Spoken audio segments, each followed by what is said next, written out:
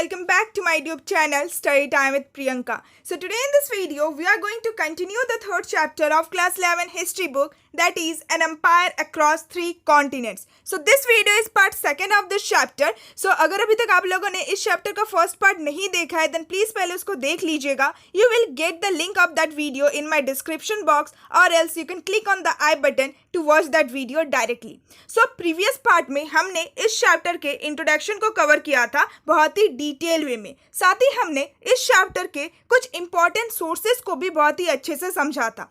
So basically हमने इन दोनों के अलावा यानी कि इस चैप्टर के इंट्रोडक्शन एंड सोर्सेज के अलावा इस चैप्टर के कुछ बेसिक इन्फॉर्मेशन भी जान लिए थे कि आखिर हम लोग इस चैप्टर में क्या पढ़ने वाले हैं. सो बेसिकली इस चैप्टर में हम लोग रोमन एम्पायर के बारे में पढ़ने वाले हैं.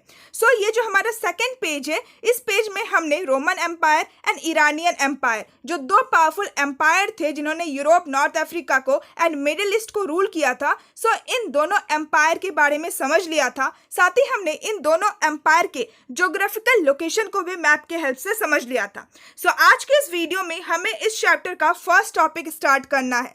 सो the name of the topic is the early empire. So जैसे कि प्रीवियस वीडियो में ही मैंने आप लोगों को बताया था कि इस चैप्टर में हम लोग बेसिकली रोमन एम्पायर के बारे में ही पढ़ने वाले हैं. इस चैप्टर का जो मेन फोकस है वो रोमन एम्पायर के बारे में है. सो इस टॉपिक में हम लोग रोमन एम्पायर के अर्ली फेज के बारे में पढ़ने वाले हैं. So let's start our topic. So the Roman empire can broadly be divided into 2 phases, early and late, divided by the 3rd century. So basically हम रोमन एम्पायर को दो इंपॉर्टेंट फेजेस यानी कि दो इंपॉर्टेंट स्टेजेस में divide कर सकते हैं.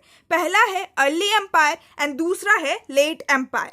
So in other words, the whole period down to the main part of the 3rd century can be called the early empire and the period after that the late empire. यानी कि 3rd century से पहले का जो time period था यानी कि Roman empire के स्टार्टिंग से लेकर 3rd century के बीच का जो टाइम पीरियड था उसको बेसिकली अर्ली एम्पायर कहा जाता है. एंड 3rd century के बाद से लेकर रोमन एम्पायर के डिसइंटीग्रेशन यानी कि रोमन एम्पायर के फॉल का जो टाइम पीरियड है उसको बेसिकली लेट रोमन एम्पायर कहा जाता है. सो बेसिकली 3rd century एक मेन डिवाइडर का काम करता है between the late and the early empire. So I hope कि आपको फर्स्ट पैरा अच्छे से समझ में आ गया होगा. So now let's move to our next para. A major differences between the two superpowers and their respective empires was that the Roman Empire was culturally much more diverse than that of Iran.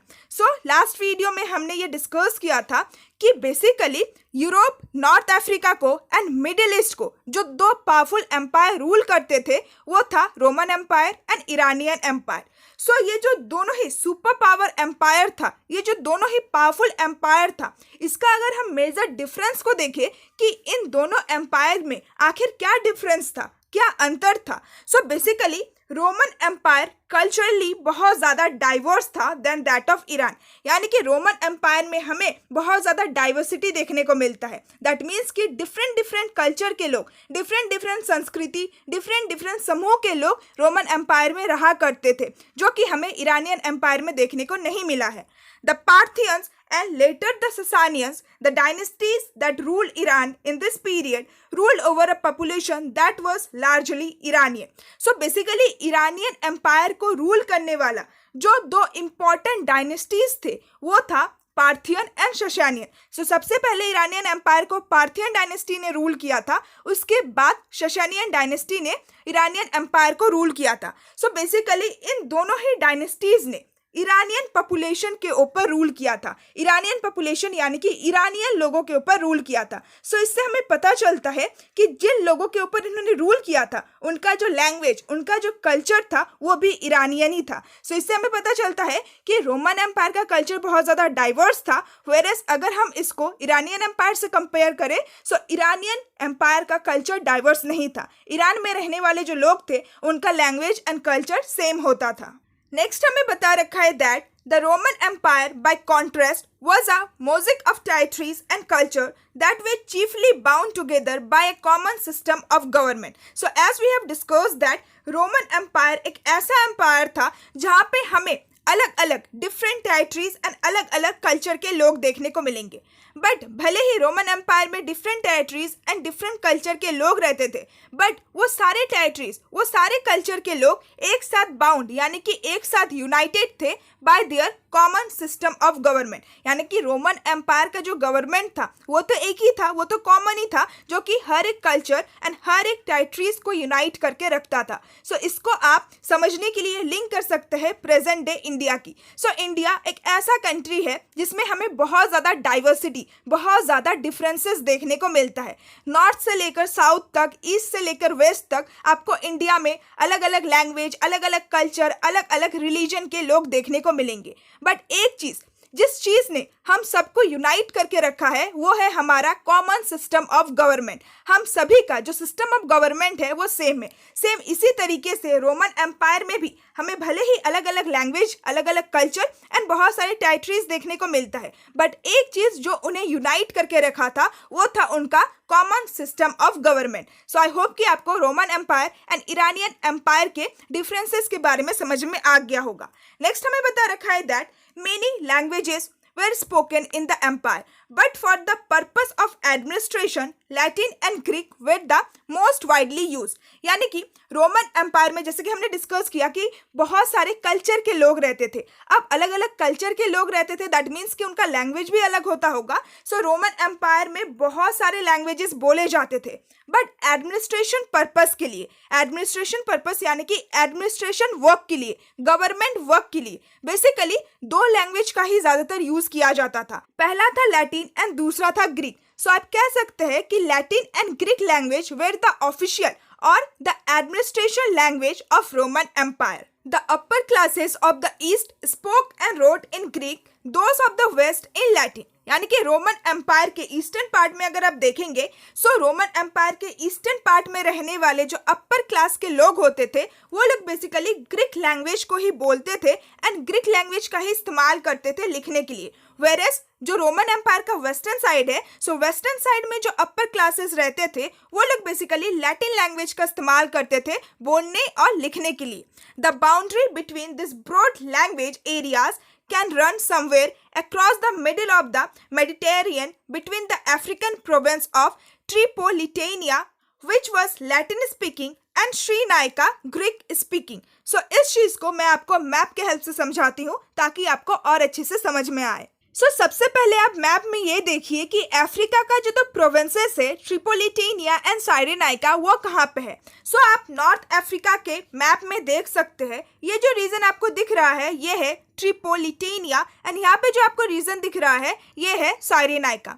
Basically उस line में हमें ये information दे रखा है कि ट्रिपोलिटेनिया में रहने वाले जो लोग थे वो लोग बेसिकली लैटिन स्पीकिंग थे, यानी कि वो लोग लैटिन भाषा को बोलते थे।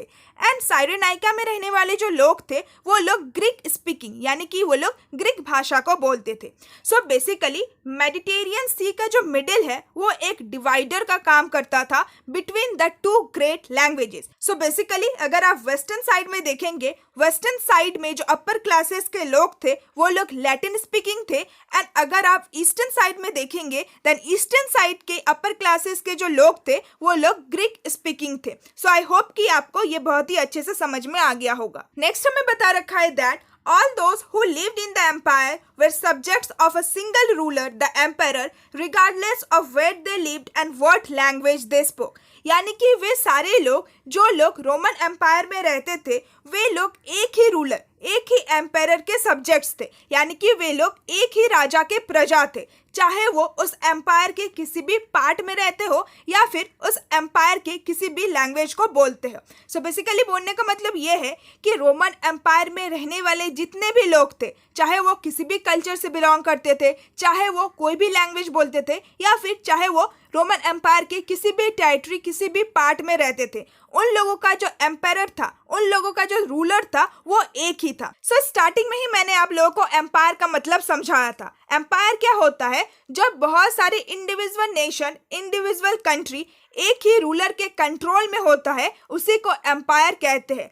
सो रोमन एम्पायर भी एक ऐसा ही एम्पायर था। सो इसीलिए इस एम्पायर में इतनी ज़्यादा डाइवर्सिटी होने के बाद भी जो एक सिस्टम था जो उन्हें यूनाइट करके रखता था वो था उनका कॉमन गवर्नमेंट या फिर उनका single ruler. So I hope कि आपको सेकेंड पैरा भी बहुत ही अच्छे से समझ में आ गया होगा। सो अब हम रोमन एम्पायर के 3 मेन प्लेयर्स के बारे में पढ़ेंगे जिन्होंने इस एम्पायर के पॉलिटिकल हिस्ट्री में एक इम्पॉर्टेंट रोल प्ले किया था। सो जो पहला प्लेयर था वो था एम्पायर यानी कि राजा, दूसरा जो प्लेयर था वो था एरिस्टोक्रेसी या फिर सेनेट, एंड तीसरा जो प्लेयर था वो था आर्मी।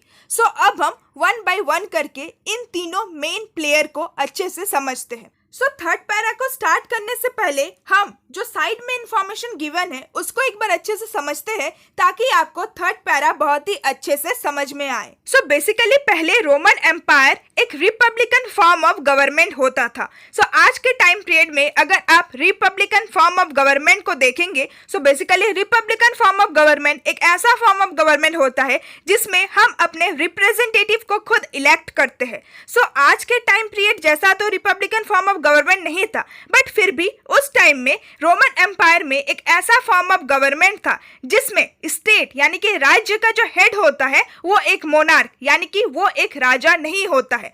दैट मीन्स कि पहले रोमन एम्पायर को एक राजा डायरेक्टली कंट्रोल नहीं करता था, रोमन एम्पायर को एक सिंगल रूलर कंट्रोल नहीं करता था। सो इस चीज को हम एक बार यहाँ पे जो इंफॉर्मेशन गिवन है इस इंफॉर्मेशन के द्वारा समझने की कोशिश करते हैं। The Republic was the name for the regime in which the reality of power lay with the Senate। यानी कि रिपब्लिक एक ऐसा रिजीम, एक ऐसा शासन या फिर एक ऐसा गवर्नमेंट होता था जिसमें जो पावर होता था वो सेनेट के हाथ में होता था। अब सेनेट कौन थे?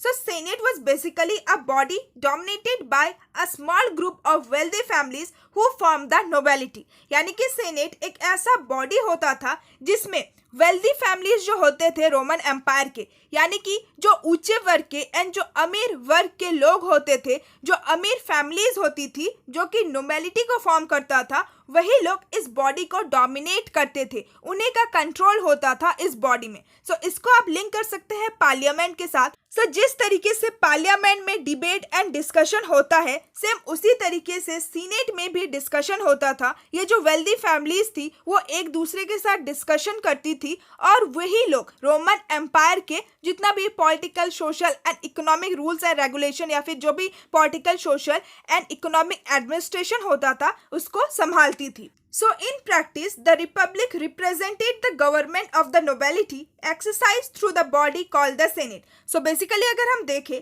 सो रिपब्लिक एक ऐसे गवर्नमेंट को रिप्रेजेंट करता था जो कि नोबिलिटी का ही गवर्नमेंट होता था। एंड ये जो नोबिलिटी यानी कि ये जो वेल्दी फैमिलीज होते थे वो किस तरीके से अपने पावर को एक्सरसाइज करते थे? सो वो जो बॉडी था जिसको सेनेट कहा जाता था, सो उस बॉडी के थ्रू वो अपने पावर को एक्सरसाइज करते थे। The Republic lasted from 509 BC to 27 BC when it was overthrown by Octavian, the adopted son and heir of Julius Caesar, who later changed his name to Augustus। So as I have said that पहले Roman empire में Republican form of government होता था। सो ये जो Republican form of government था ये 509 BC से 27 BC तक ही रहा। फिर 27 BC में इसको यानी कि रिपब्लिक फॉर्म ऑफ गवर्नमेंट को ऑक्टेवियन ने ओवरथ्रो कर दिया, यानी कि ऑक्टेवियन ने उसको हटा दिया। अब ऑक्टेवियन कौन थे? सो बेसिकली जूलियस सीजर के ही एक एडॉप्टेड सन थे ऑक्टेवियन, एंड ऑक्टेवियन फिर बाद में अपना जो नाम है उसको चेंज करके अगस्टस रख लेंगे। सो अगस्टस ही वो ऐसे व्यक्ति थे जो कि रोमन एम्पायर के पहले एम्पायर यानी कि पहले राजा बनते हैं इन 27 BC। सो ये एक इम्पॉर्टेंट 1 मार्क क्वेश्चन भी है that who was the first emperor of the Roman Empire। So basically Augustus was the first emperor of the Roman Empire। So अब हम अपने थर्ड पैरा को स्टार्ट करते हैं। सो अगर आपने इसको समझ लिया देन थर्ड पैरा आपको बहुत ही इजीली समझ में आ जाएगा। So the regime established by Augustus, the first emperor in 27 BC was called the Principate। So Augustus जो कि रोमन एम्पायर के पहले एम्पायर थे, सो उन्होंने जिस रिजीम यानी कि जिस शासन, जिस गवर्नमेंट को स्टेबलाइज किया था 27 BC में, उसको प्रिंसिपेट कहा गया। सो पहले हमने देखा कि जो सेनेटर्स यानी कि जो वेल्दी फैमिलीज थे उन्होंने जिस गवर्नमेंट या फिर शासन को स्टेबलाइज किया था उसको रिपब्लिक कहा गया, बट अगस्तस ने जिस शासन को स्टेबलाइज किया उसको प्रिंसिपेट कहा गया. Although Augustus was the sole ruler and the only real source of authority, the fiction was kept alive that he was actually only the leading citizen, not the absolute ruler. यानी कि अब Augustus ने प्रिंसिपेट को form कर लिया. That means कि अब Augustus पूरे रोमन एम्पायर के सोल रूलर बन जाते हैं. सोल रूलर यानी कि एकमात्र रूलर. एंड साथ ही Augustus real source of authority यानी कि पावर का जो रियल सोर्स था वो अब अगस्तस के पास ही होने लगा. दैट मीन्स कि अब अगस्तस को अपने पावर को किसी के साथ भी डिवाइड नहीं करना था, किसी के साथ भी शेयर नहीं करना था. इवन सेनेट के जो मेंबर्स थे उनके साथ भी अगस्तस को अपने पावर को शेयर नहीं करना था.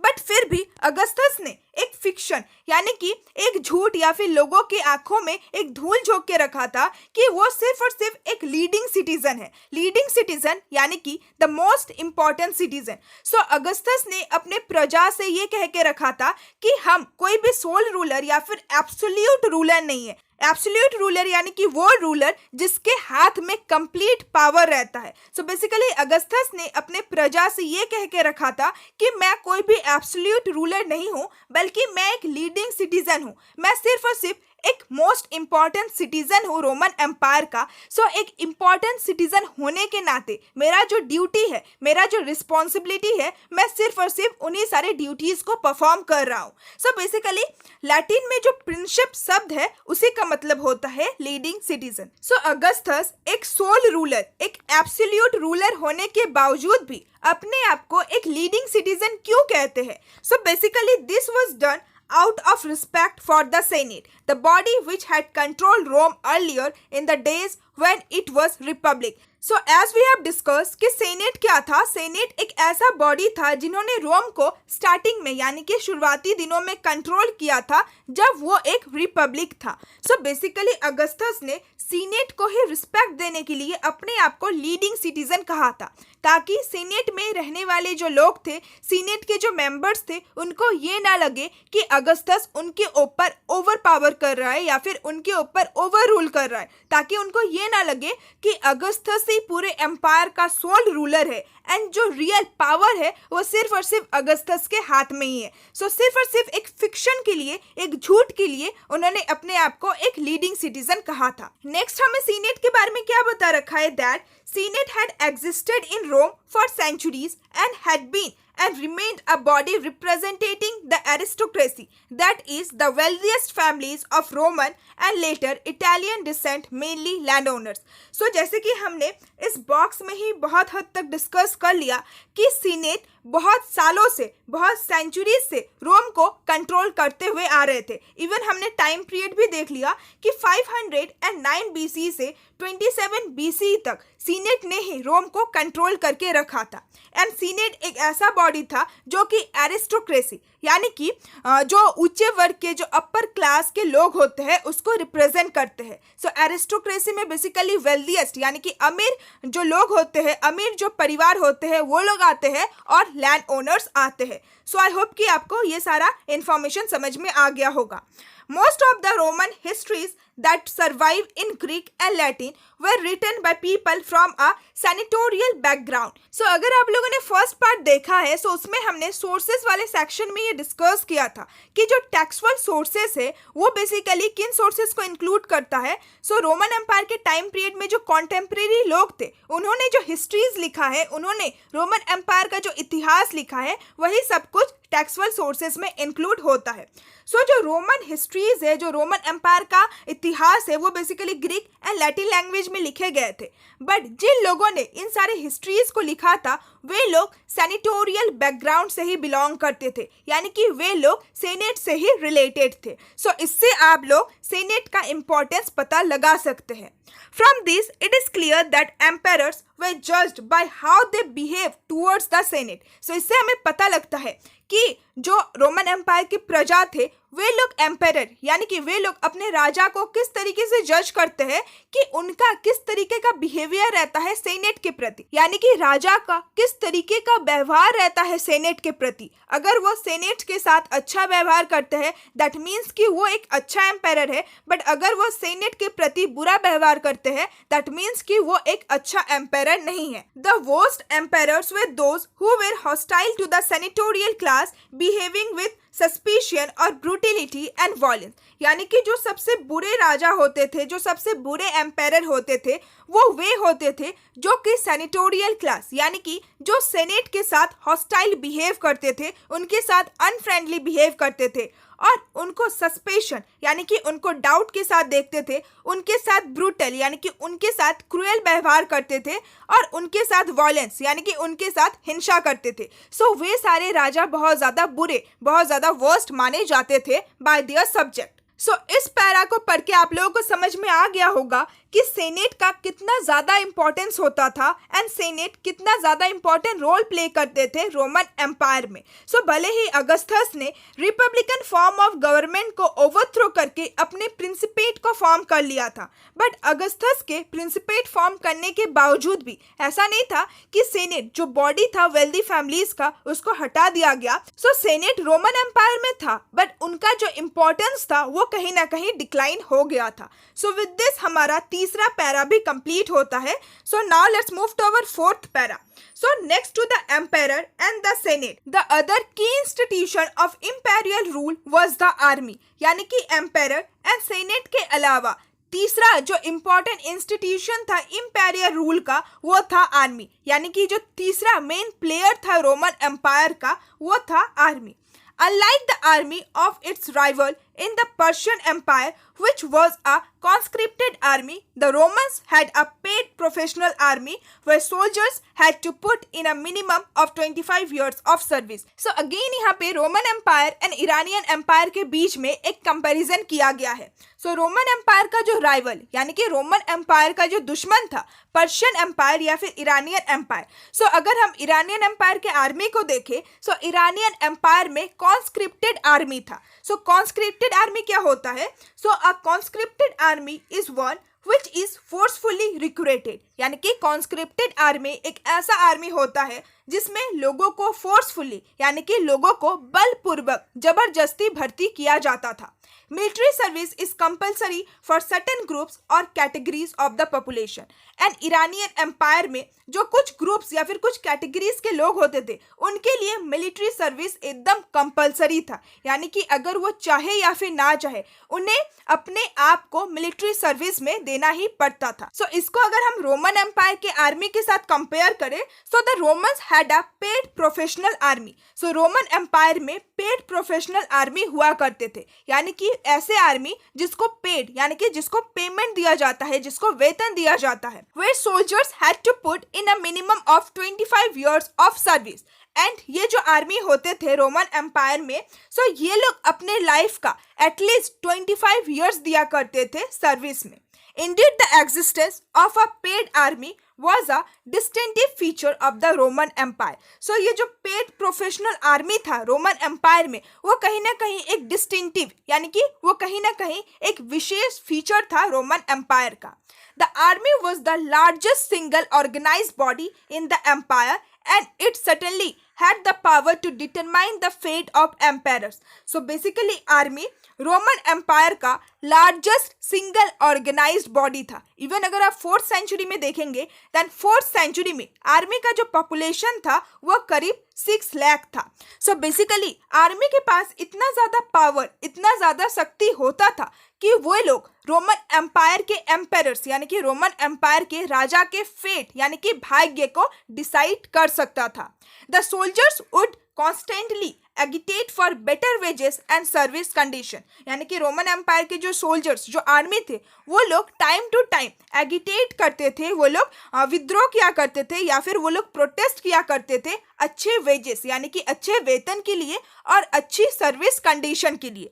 This agitation often took the form of mutinies, यानी कि ये जो छोटे मोटे विद्रोह होते थे ये कभी कभार म्यूटिनी का फॉर्म भी ले लिया करता था। म्यूटिनी यानी कि जब आप अथॉरिटी के खिलाफ विद्रोह करते हैं उसको म्यूटिनी कहा जाता है। अगर रोमन एम्पायर के सोल्जर्स के डिमांड को फुलफिल नहीं किया जाता था या फिर उन्हें अपने जनरल्स या फिर एम्पायर के द्वारा नीचा दिखाया जाता था, देन ये लोग बहुत ज़्यादा एगिटेशन करते थे एंड ये जो एगिटेशन था वो म्यूटिनीज का फॉर्म भी ले लिया करता था। Again our picture of the Roman army depends largely on the way they were portrayed by historians with senatorial sympathies. जितना कुछ भी हमने रोमन आर्मी के बारे में पढ़ा, ये सारा जो इन्फॉर्मेशन है रोमन आर्मी का, जो एक पिक्चर, जो एक छवि हमारे मन में बैठा, वो लार्जली किसके ऊपर डिपेंड करता है? The way they were portrayed by the historians, यानी कि वे लोग जिन्होंने रोमन आर्मी के बारे में लिखा है, रोमन आर्मी को प्रेजेंट किया है। उन लोगों ने जिस तरीके से रोमन आर्मी के बारे में बताया है, सेम उसी तरीके से हमारे मन में भी रोमन आर्मी का एक छवि बैठ गया है। The senate hated and feared the army, यानी कि सीनेट कहीं ना कहीं आर्मी को हेट यानी कि आर्मी से नफरत भी करते थे और आर्मी से डरते भी थे। क्यों? क्योंकि it was a source of often unpredictable violence, क्योंकि आर्मी एक अनप्रिडिक्टेबल यानी कि बिना सोचे समझे वॉयलेंस का सोर्स था। Especially in the tense condition of the 3rd century when government was forced to tax more heavily to pay for its mounting military expenditures. Basically आगे के टॉपिक में आप लोग पढ़ेंगे कि 3rd सेंचुरी में रोमन एम्पायर में एक क्राइसिस होता है। 3rd सेंचुरी के इतने टेंस कंडीशन में भी गवर्नमेंट को फोर्सफुली टैक्स को बढ़ाना पड़ा ताकि वो मिलिट्री में जितना भी खर्चा हो रहा है, जितना भी मिलिट्री एक्सपेंडिचर हो रहा है, उसको पे कर सके। विद दिस हमने रोमन एम्पायर के एम्पायर, सीनेट एंड आर्मी के बारे में समझ लिया। To sum up, the emperor, the aristocracy and the army were the three main players in the political history of the empire. जैसे कि मैंने आप लोगों को बताया था कि अगर हम ये जो तीनों पैरा है जिसमें हमने एम्पायर, एरिस्टोक्रेसी यानी कि सेनेट एंड आर्मी के बारे में पढ़ा, इसको अगर हम सम अप यानी कि इसको अगर हम एंड करें, एम्पायर, एरिस्टोक्रेसी एंड आर्मी वो तीन मेन इंपॉर्टेंट प्लेयर्स थे जो कि रोमन एम्पायर के पॉलिटिकल हिस्ट्री में एक इम्पॉर्टेंट रोल प्ले करते थे। The success of individual empires dependent on their control of the army, यानी कि किसी भी इंडिविजुअल एम्पायर, किसी भी राजा का सक्सेस इस बात के ऊपर डिपेंड करता है कि वो अपने आर्मी को किस तरीके से कंट्रोल करता है। एक एम्पायर तभी पावरफुल होता है जब उसका आर्मी पावरफुल रहता है। इसीलिए आर्मी को ठीक तरीके से कंट्रोल करना, अच्छे से मेंटेन करना बहुत ज़्यादा ज़रूरी होता है किसी भी एम्पायर के लिए। And when the armies were divided the result usually was civil war. अगर किसी भी एम्पायर का जो आर्मीज है, जो सोल्जर्स है, वो डिवाइडेड यानी कि वो अलग हो जाते हैं, देन इसकी वजह से क्या हो सकता है? इसकी वजह से उस एम्पायर में एक सिविल वार क्रिएट हो सकता है। अब सिविल वार क्या होता है? Civil war refers to arm struggle for the power within the same country, यानी कि जब एक ही कंट्री में डिफरेंट ग्रुप्स जो है वो एक दूसरे के साथ फाइट करते हैं, एक दूसरे के साथ लड़ाई करते हैं पावर के लिए, देन उसे ही सिविल वार कहा जाता है। अगर किसी एम्पायर का जो आर्मीज है वो एक दूसरे के साथ ही लड़ने लग जाए, देन इसकी वजह से सिविल वार हो सकता है। नेक्स्ट हमें बता रखा है that except for one notorious year when 4 emperors mounted the throne in quick succession, the first 2 centuries were on the whole free from civil war and in this sense relatively stable, यानी कि पहला जो 2 century था, first century and second century, वो एक ऐसा time period था जिस टाइम पीरियड में रोमन एम्पायर में सिविल वार नहीं हुआ था। इसीलिए वो जो टाइम पीरियड था वो कहीं ना कहीं स्टेबल, यानी वो कहीं ना कहीं बिना चेंजेस वाला टाइम पीरियड था, एक्सेप्ट 1 ईयर, एक ईयर को छोड़ के, वो था 69 सेंचुरी। 69 सेंचुरी में क्या होता है? 4 एम्पायर्स, 4 राजा एक के बाद एक रोमन एम्पायर के थ्रोन में बैठता है। उस ईयर को छोड़ के फर्स्ट एंड सेकेंड सेंचुरी एक ऐसा टाइम पीरियड था जिसमें कोई भी सिविल वार हमें देखने को नहीं मिला है। Succession to the throne was based as far as possible on family descent, either natural और एडॉप्टिव, यानी कि किसी भी एम्पायर का सक्सेशन किसके ऊपर बेस्ड रहता है? फैमिली डिसेंट के ऊपर, यानी कि एक एम्पायर है एंड उस एम्पायर का जो राजा है अगर उनका डेथ हो जाता है देन उसको कौन सक्सीड करेगा? सो बेसिकली उनके जो फैमिली के मेंबर्स है, उनका जो फैमिली में जो वंश है वही उनको सक्सीड करेगा। सो यही प्रोसेस हमें रोमन एम्पायर में भी देखने को मिला। अगर कोई राजा की मृत्यु हो जाती थी देन उनका जो बेटा होता था, चाहे वो उनका नेचुरल बेटा हो या फिर उनका एडॉप्टिव यानी कि उनका कोई भी एडॉप्टेड सन हो, वही उस राजा को सक्सीड करता था, वही उनके राजगद्दी के ऊपर बैठा करता था। And even the army was strongly wedded to this principle. And जो आर्मी होता था रोमन एम्पायर का वो भी इस प्रिंसिपल, वो भी इस सिस्टम को एक्सेप्ट करता था। सो इसका आप एग्जाम्पल देख सकते हैं कि अगस्तस खुद एक एडॉप्टेड सन था जूलियस सीजर का। सो एडॉप्टेड सन होने के बावजूद भी अगस्तस ने प्रिंसिपेट फॉर्म किया। सो कहीं ना कहीं रोमन एम्पायर का जो आर्मी था, जो सेनेट था, वो अगस्तस को सपोर्ट करता था, तभी ना वो अपने इतने बड़े एम्पायर को फॉर्म कर पाया, तभी वो इतने साल तक रोमन एम्पायर के गद्दी में बैठ पाया। सो इसीलिए जो एडॉप्टेड सन होता था, किसी अगर राजा का गोद लिया गया बेटा भी होता था, देन जो आर्मी होती थी वो उनको भी सेम रिस्पेक्ट देती थी जितना कि किसी भी नेचुरल सन को दिया जाता है। नेक्स्ट हमें बता रखा है that for example Tiberius the second in the long line of Roman empires was not the natural son of Augustus, the ruler who founded the Principate, but Augustus adopted him to ensure a smooth transition. So adopted son का और एक example हमें बता रखा है कि जो Tiberius थे वो बेसिकली रोमन एम्पायर के सेकेंड एम्पायर यानी कि सेकेंड राजा थे। सो टाइबेरियस खुद अगस्तस का नेचुरल बेटा नहीं था बल्कि एक एडॉप्टेड सन था। सो अगस्तस भी एक एडॉप्टेड सन था एंड अगस्तस ने अपना सन को भी एडॉप्ट किया था जिनका नाम था टाइबेरियस। सो टाइबेरियस ने भी अपने पिता की तरह ही एक प्रिंसिपेट फॉर्म किया था। सो इससे हमें पता चलता है कि जो रोमन एम्पायर की आर्मी थी वो इस चीज़ की रिस्पेक्ट करता है, इस चीज़ को एक्सेप्ट करता है कि अगर हमारा राजा एडॉप्टेड सन ही क्यों ना हो, हम उनके प्रति लॉयल रहेंगे। सो विद दिस हमारा ये पैरा भी कंप्लीट होता है। Now let's move to our next para. External warfare was also much less common in the first 2 centuries. So हमने ये तो देखा है कि फर्स्ट एंड सेकेंड सेंचुरी में सिविल वार नहीं होते थे, यानी कि राज्य के अंदर में कोई भी कन्फ्लिक्ट नहीं होता था। साथ ही हम लोग ये भी देखेंगे कि फर्स्ट 2 सेंचुरी में यानी कि फर्स्ट एंड सेकेंड सेंचुरी में कोई भी एक्सटर्नल वॉरफेयर नहीं था, यानी कि किसी भी बाहर के राज्य के साथ भी कोई भी कन्फ्लिक्ट, कोई भी बैटल या फिर कोई भी वार नहीं हुआ था फर्स्ट 2 सेंचुरी के टाइम पीरियड के दौरान। The empire inherited by Tiberius from Augustus was already so vast that further expansion was felt to be unnecessary. So basically Tiberius ने जिस एम्पायर को इनहेरिट किया था अपने पिता से, यानी कि जो एम्पायर उन्हें अपने पिता के विरासत के रूप में मिला था, वो ऑलरेडी इतना ज़्यादा वास्ट, इतना ज़्यादा बड़ा था कि उसको फर्दर और ज़्यादा फैलाना अननेसेसरी था। In fact, the Augustan age is remembered for the peace. So basically ये आप लोग याद रखिएगा कि अगस्टन एज यानी कि जिस टाइम पीरियड में अगस्टस ने पूरे एम्पायर को रूल किया था, यानी कि 27 BC से लेकर 14th सेंचुरी तक, सो उस टाइम पीरियड को बेसिकली पीस के लिए रिमेंबर यानी कि पीस के लिए याद किया जाता है, शांति के लिए याद किया जाता है। The only major campaign of expansion in the early empire was Trajan fruitless occupation of territory across the Euphrates in the year 113 to 117th century abandoned by his successor. So basically early empire में यानी कि early phase में first and second century में सिर्फ एक ही ऐसा campaign होता है एक्सपेंशन का जो कि ट्रजन के द्वारा किया जाता है इस टाइम पीरियड के दौरान।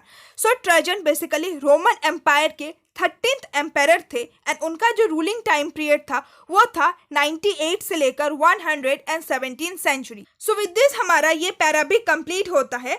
सो ये टॉपिक अभी कंप्लीट नहीं हुआ है, अभी और 2 पेज बाकी है, सो वो हम अपने नेक्स्ट वीडियो में कवर करेंगे। सो आई होप कि 2 पेज जो आज मैंने आप लोगों को पढ़ाया है ये बहुत ही अच्छे से आप लोगों को समझ में आ गया होगा। मैंने बहुत ही डिटेल वे में लाइन बाय लाइन एक्सप्लेन करके आप लोगों को समझाने की कोशिश की है। सो आई होप कि आपको ये बहुत ही अच्छे से समझ में आ गया होगा। सो अगर आपको ये 2 पेज अच्छे से समझ में आया then please like my video and please share my video with your classmate. सच में दोपहर को बिना फैन ऑन किए वीडियोस बनाना बहुत ज़्यादा मुश्किल होता है। सो इस हार्डवर्क के लिए प्लीज़ चैनल को सब्सक्राइब कर दीजिए And if you want the next part, then please comment me down and also comment me down कि आपको मेरा explanation कैसा लगा. So see you all soon in my next video. Till then, bye bye and stay tuned with my channel and thanks for watching my video.